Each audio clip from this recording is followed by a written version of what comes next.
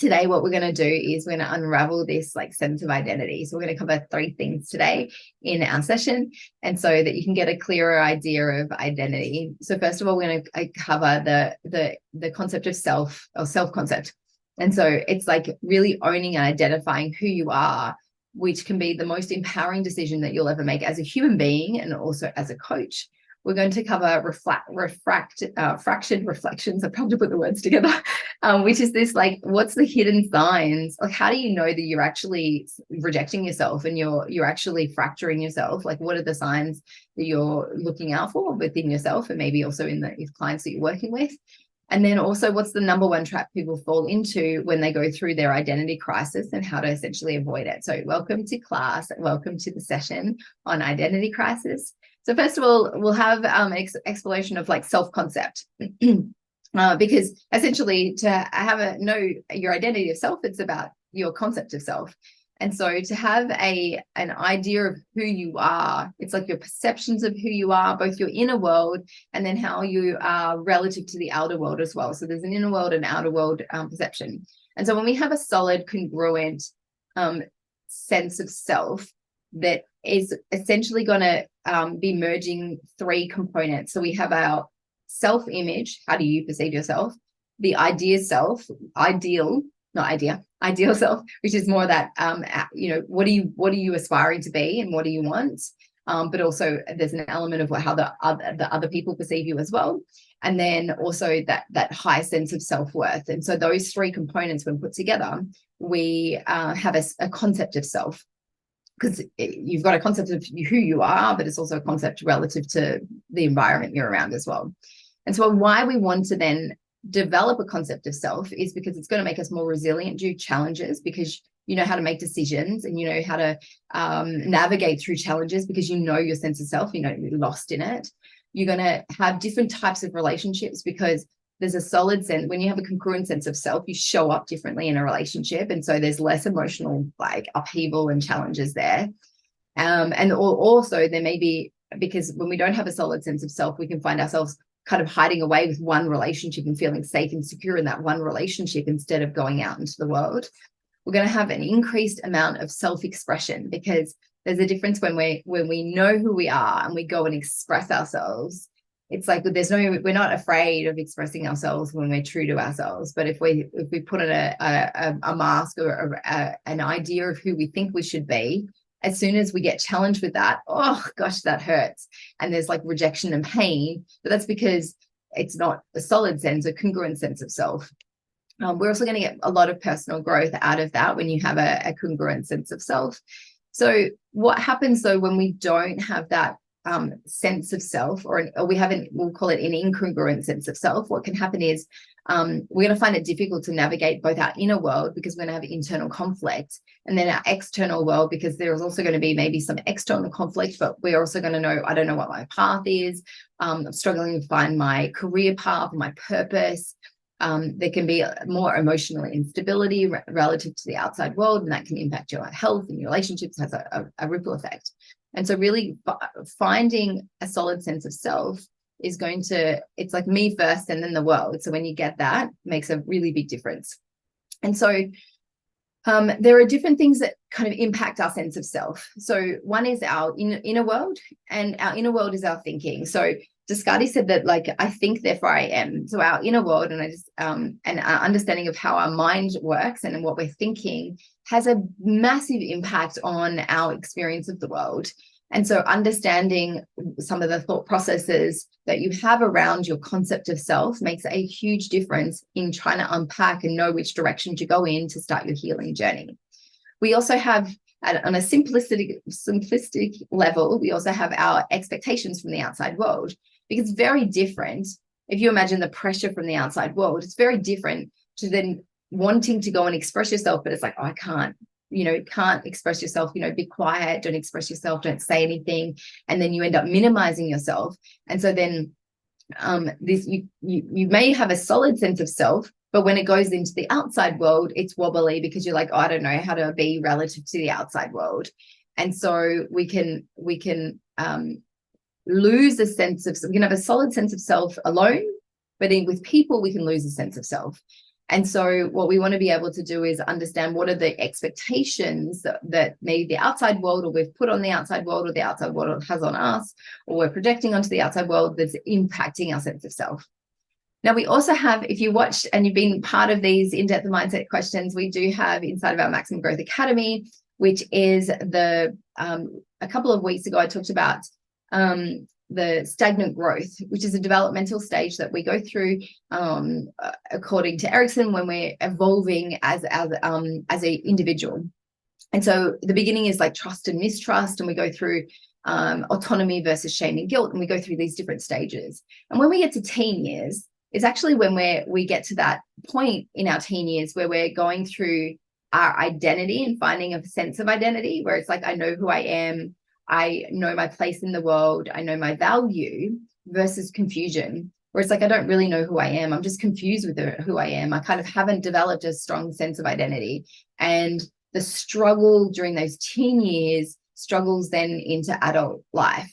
Does that mean that every individual in the face of the planet who's going through an identity crisis right now is because of the teen years? No, because there are different other stages that can also create identity crisis. For example, in the latter part of the years, when people are going through kind of a life review and they're just discovering, are they in despair, or are they having integrity with their life, and despair, I didn't do enough, and there's sadness there, then that can be another identity crisis. We can have identity crisis when we lose a job. So it can be because of a dynamic that's happened from our external circumstances, not necessarily a development stage.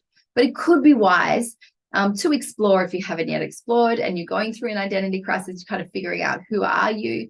Maybe explore that. Teen years could be helpful, because sometimes we can get like stuck or struggle in those stages. But adolescence is definitely a pivotal stage for us to form a sense of identity, like, who are you? And so why do we want to then know, as a coach, like, why would you want to know why you want to have a sense of identity for yourself as a coach? So first of all, imagine trying to go to a coach and they're like all over the shop, like emotional, or, kind of, I don't know who I am. I'm kind of chopping and changing. I want to with this person, all over the place. And so you're going because people tend to seek whatever they have disorder in, they tend to seek someone who has order in it, because we're order seeking organisms. And so we're trying to seek that order. And so then if there's an instability and a wobbling within that dynamic, then it can be really difficult, because a client comes to you because you're a stable base. I mean, it doesn't mean you have to be stable all the time, because we're not putting a perfectionism, be stable and, never have emotion, perception around coaching, because it's not, you're human and it's very okay to have it. But we want to have like a solid sense of foundation, of a secure base for your client to do their healing journey. And it obviously depends on the type of clients you work with. It depends on, like, if you're working with like complex trauma, for example, and they're working through a lot of stuff, you want to be stable and consistent. But if you're working with someone who is pretty stable and consistent, they've got the stuff, then they're working on, say, and I don't want to box it in, but they're working on another area that's not so complex and not so massive for them, then it's okay to kind of you still want to have stability at this end, because you want to have a strong sense of who you are and a stable emotion about who you are, or a stable sense of who you are, because then they can go off and they can do their healing journey and their learning, and they come back to you and they know that you've got to show up on time, you're going to be there. It's not like you're going to go through halfway through a session package with them and they're like, where is she or he, that just disappeared because now they're off doing something else. So that's definitely a big bonus in finding a solid sense of self. I also think that if we sometimes go through emotion and we're going through an identity crisis with ourselves for ourselves, and we are focused on our own journey, our healing journey, it can be really difficult then to go in and start having conversations with someone and trying to focus on them. There can be an element of like, I have to completely disregard and forget what's going on for me just to show up for someone else, which may be part of the reason why you're going through a challenge in the first place, because you put other people first before you. But anyway, and so what happens with that is that we aren't showing up congruent, because we've got our own internal challenge and struggle. And then, and that can be felt within the client session. And then other times it can go to the other side, where you're so focused on yourself when the client's speaking to you, like, that's me, me. And it's very difficult then to move into, well, how do I help them and how do I serve them? Because you're almost like clouded with the dynamic that's going on for you. So which is why having a solid sense of self is really important when we're a coach and we're coaching, is because then we don't we want to stay focused on them and do our healing journey. And sometimes during that period of time, I know I had a period of time, 2016, where I just decided during that period of time, I went down to 2 clients. I saw 2 clients for about 3-4 months, actually, where I just had to regroup. And I just knew those 2 clients I could serve and serve really well. And then the rest I had to do with my own healing journey, because it wasn't possible for me to show up, because I was in the midst of my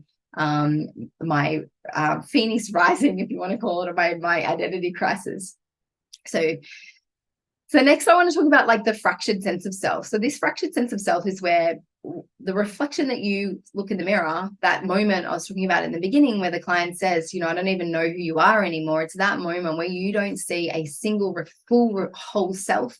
You see reflections, and that can be reflections of who you think other people want you to be, who you think your parents want you to be, a society wants you to be. And as I mentioned before, that in the beginning, it's like that of all the years I've coached, that fractured sense of self, which is like not seeing yourself, not fulfilling on what you aspire to be, not owning yourself, not knowing yourself. It's the biggest challenge that people have. So I just want to go through those 4 and what they, how they show up and what the impact of those are in a sense of self. So first of all, when we look at not seeing yourself, so this is like that moment where you I don't know if you've seen the image where you see the cat and it's looking at the lion, or the lion looking at a cat in the mirror. And so it's just like, you're not seeing yourself as you are, like the magnificence of as you are and who you are. You're kind of seeing a different version of you. And so when we distort our perception of self, it's difficult then to have a true identity and a true sense of self, because you're now going, well, I don't even see myself, or I don't acknowledge what I'm seeing in the mirror is actually what's within me. And so what we want to be able to do is start to shift and appreciate what you see, and your inner world and your outer world are the same. So the next is, the reason for that is because it can impact, if we play small, it's going to impact our decision making. We're not going to be able to make wise decisions because you're playing small. So you avoid, don't say no, you say no. And because of that, you can go have those elements of feeling lost, because you've lost your sense of identity and sense of self, because you're not seeing it.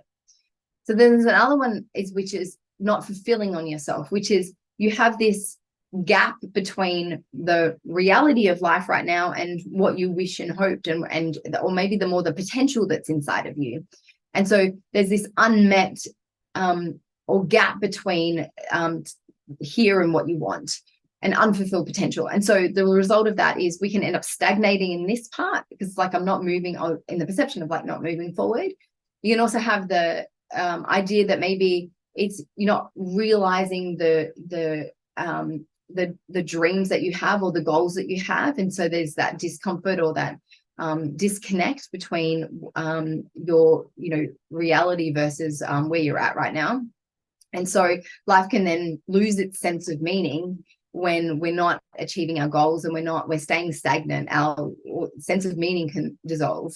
And so it's important. What happens is when we have a sense of identity, we have a sense of meaning, because that it's almost synonymous with each other.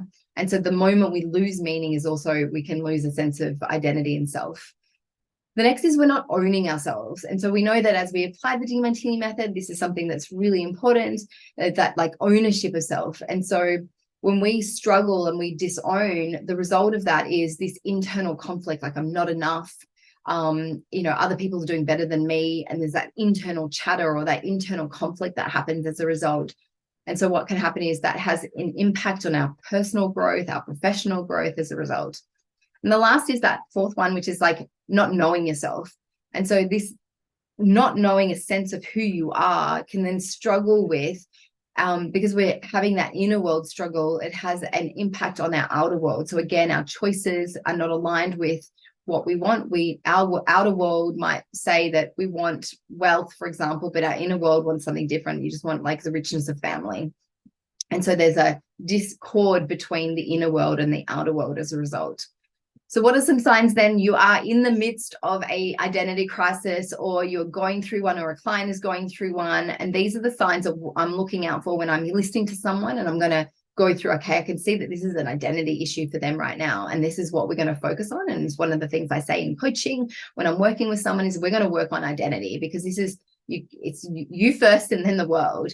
And so the first is self-criticism, because self-criticism is already this internal conflict that happens in your inner world, and that it can also be a rejection of self, because it's like you're not loving and appreciating yourself as you are. There's already this internal rejection. So heightened self-criticism can be definitely a challenge. We also have people-pleasing behavior, which means that, because can you ever be yourself if you have to go please everyone else, or please certain people? So I'm looking out for that kind of language. There's also fear dynamics that happen as a sign to show that if we can't express ourselves, if you don't have the freedom to go and express yourself. I have one particular client that comes to mind in terms of on social media, and there's this expression I can only express in this particular way because my audience will like it in this way. But it's like, whoa, like, why can't you just express and be you? Like, there's a fear of authentic expression or congruent expression.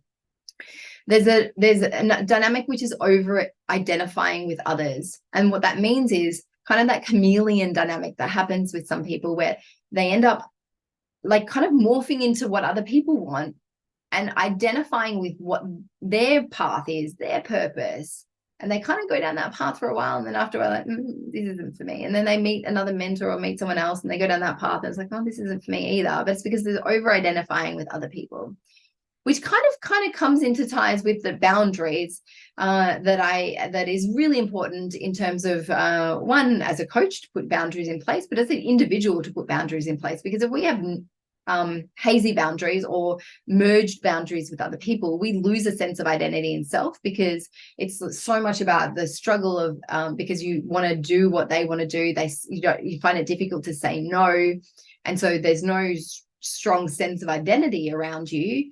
And then you end up merging into the outside world instead. There's another one, which is chronic comparison.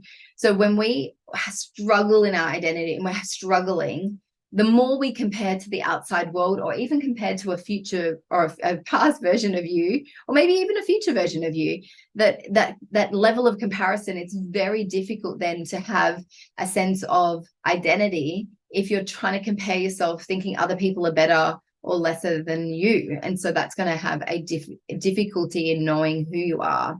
And the last is avoidance of not want to say any, but just an avoidance of self-reflection.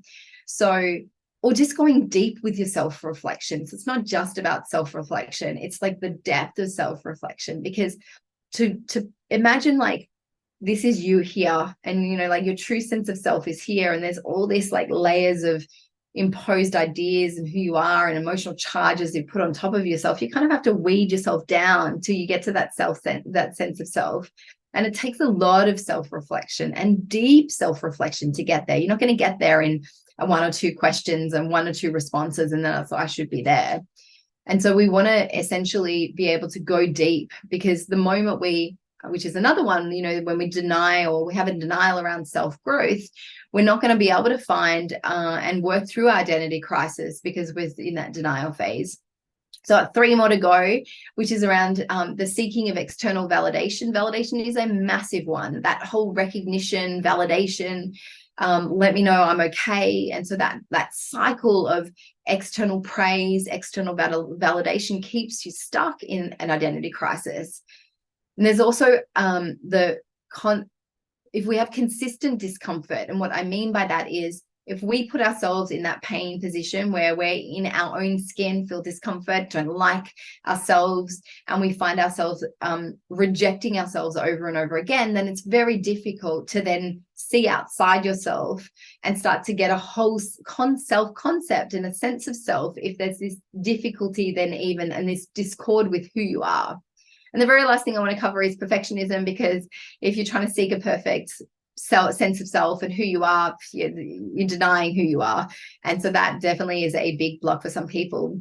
So the very last part that I want to cover with you today, which is around the number one trap I find people that they fail with when they go through an identity crisis and how to avoid it. And this is a big one, and I hope you can stay tuned in with me and listen, because this is one that is, I see it so many times, because people have, it's when that identity crisis merges with their drive to want to learn and grow, that when they end up finding and trying to look for so many different mentors, you try to go from, it's almost like mentor shopping, or you just do multiple mentors at the same time.